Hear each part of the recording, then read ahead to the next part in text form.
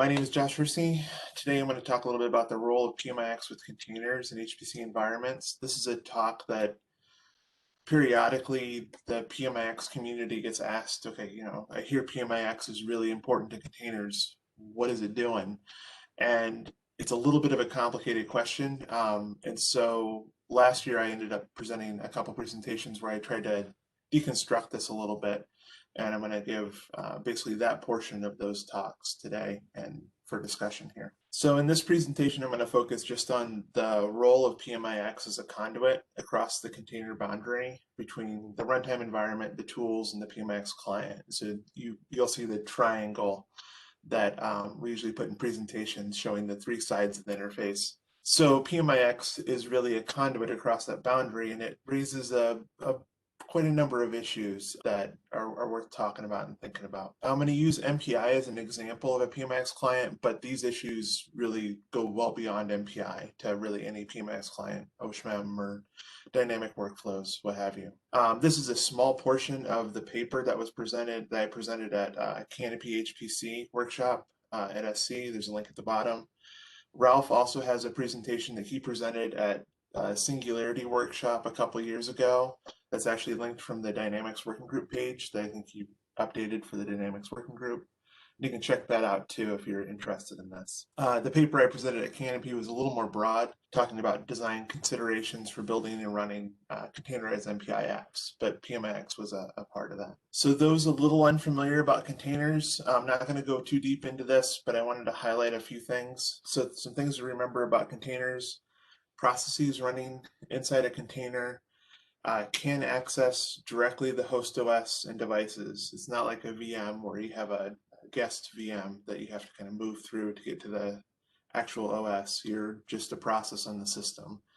The container runtime itself, whether it be Singularity, Podman, Docker, Saris, what have you, Charlie Cloud, there's a bunch of them out there now. That's what's controlling basically the box that the process is running in, what we call the container. So the difference between a containerized process and a bare metal process are really that box that we put around the process. So the namespaces, C groups, capabilities, security profiles, file system mounts, all of that is defined by the container runtime and setting it up for you. And most container runtimes will let you tear down pretty much all of those if you need to.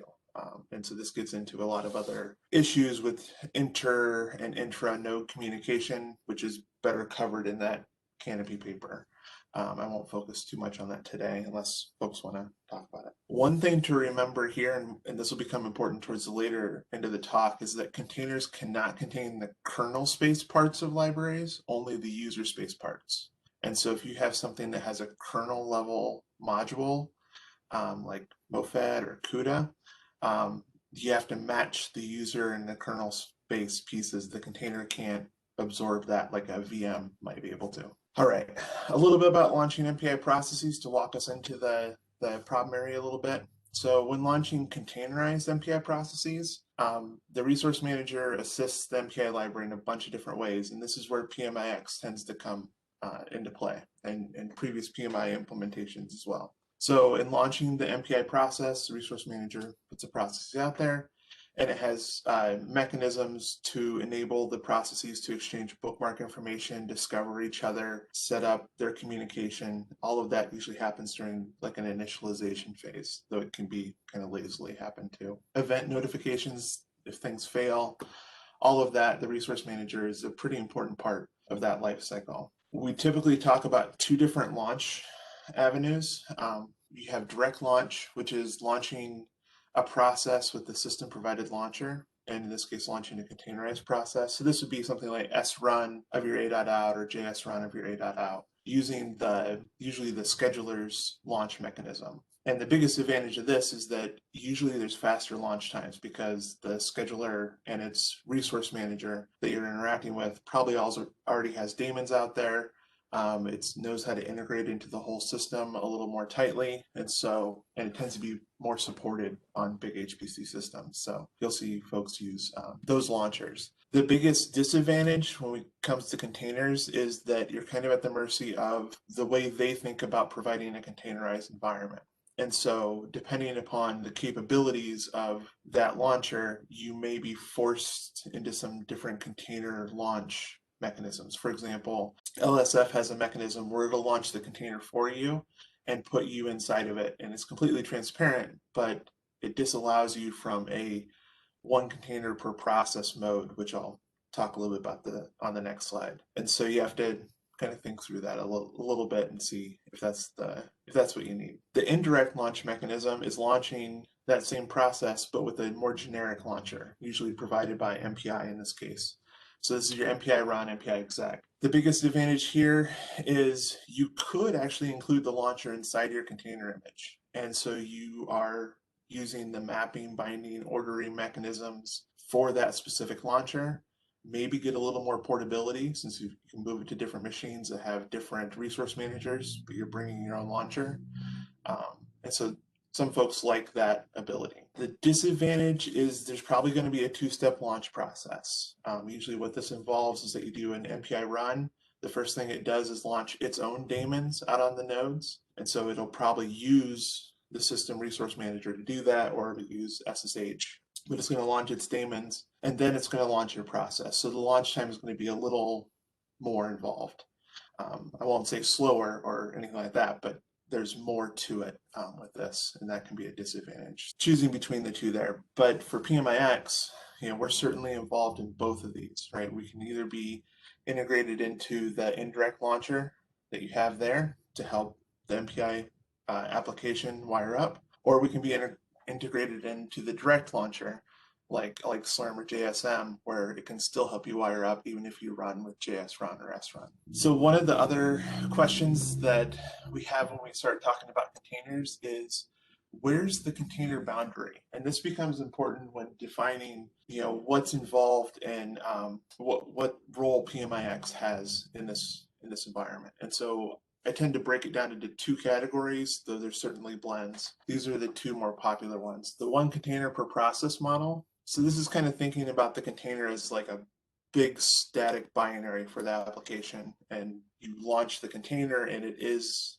a single process. And so these yellow boxes you see here are kind of the container boundaries around an individual rank in each one. So the resource manager itself is going to launch one container per process on all the nodes. And it's going to use the resource manager infrastructure, including any optimizations. And from its perspective, more or less, the container is just another process. And so this would be the equivalent of like an MPI run, singularity, container name, right?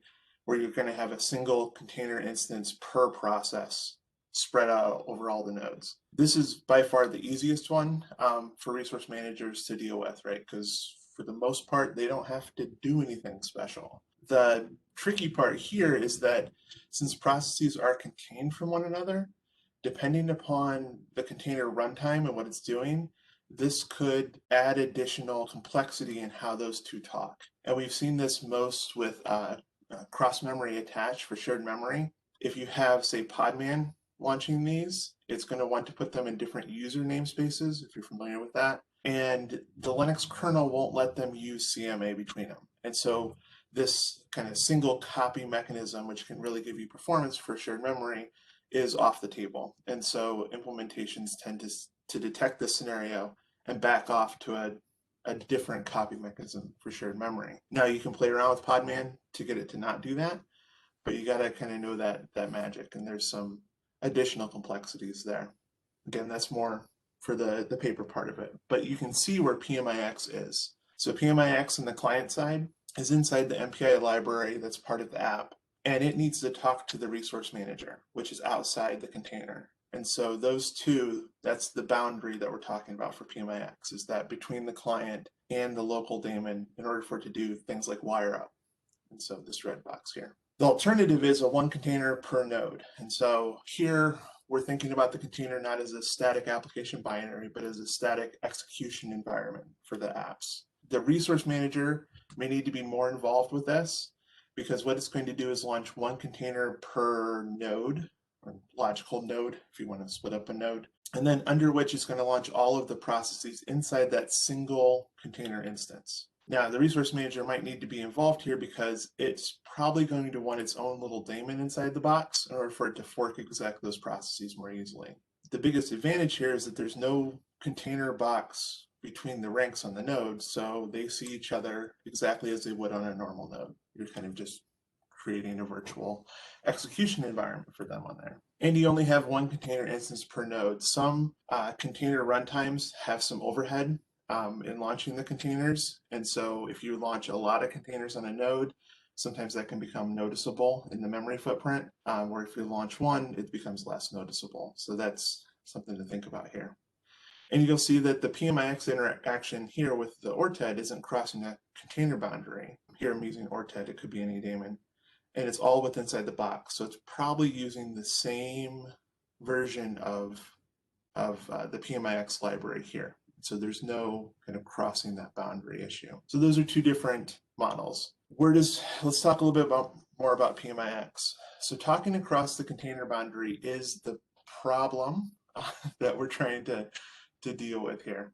So PMIx, as all of you know, is a community-defined standard. It's an API that let tools kind of on this side of the triangle talk to servers on this side, and both of those talk to clients, right? It's just a set of APIs for these sides, and the implementation here is the core. And so it allows us to connect something like Slurm or JSM to tools like debuggers in as generic way as possible. And the same thing with clients. So we have a little bit more mobility on each side of those triangles. In the one process, one container per proc, we cross the boundary here. In the one per node, we're not crossing a boundary here as far as the ranks, but we probably are here is the thing, right? So as soon as you have a tool that wants to connect to this job and it's using PMIx, that tool may exist in its own container, separate from your job, or it may exist on the host system. And if it's going to use PMIx for its side of the interface